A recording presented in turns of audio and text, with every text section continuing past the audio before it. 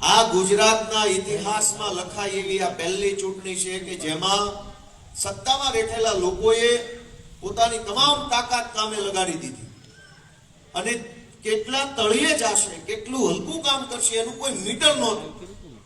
જેટલું જવાય એટલું હેઠે ગયા. આ ચૂંટણીની અંદર બે વસ્તુની નોંધ બહુ મોટા પાયે ઇતિહાસમાં લેવાની છે. આજથી 10 વર્ષ પછી લોકો યાદ કરશે ત્યારે બે વાતની નોંધ લેવાશે. એક કે આ વિસાવદર, ભેસાણ, જુનાગઢ તાલુકાના તમામ ગામના મતદારોની નોંધ ઇતિહાસમાં લેવાઈ ગઈ છે કે હજરબમ માણસો છે.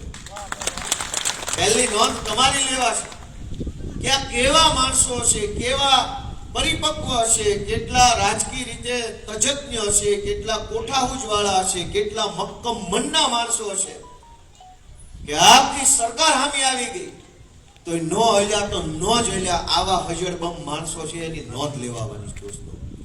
અને એક કે ભાજપે જેટલી નિમ્ન કક્ષાની હરકતો આ ચૂંટણીમાં કરી છે એ ઇતિહાસમાં લખાય. કોઈ વાત બાકી ન રાખી. પૈસા વેચા, દારૂ વેચા, ગુંડાઓ બેફામ ફરતા હતા, માથાભારે માણસો, પોલીસ, બીજા સરકારી મિત્રો, કોઈ એવી વાત બાકી નહોતી રાખી. બધા જ ઉપાયો ભાજપે અજમાવ્યા.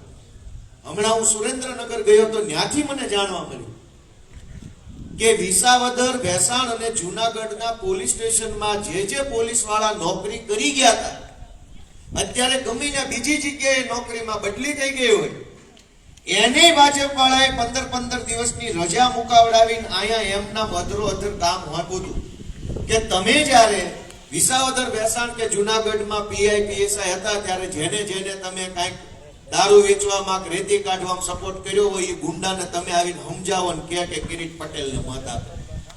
એ વાતની માહિતી સુરેન્દ્રનગરથી મળી. જેટલા અહીંથી નોકરી કરીને બદલાઈને ગયા હતા એને પાછું કામ હોતું. દોસ્તો, આ બધી જ તાકાત લગાવી લીધા પછી પણ જીત જનતાની પોતાની થઈ, જીત ખેડૂતોની થઈ.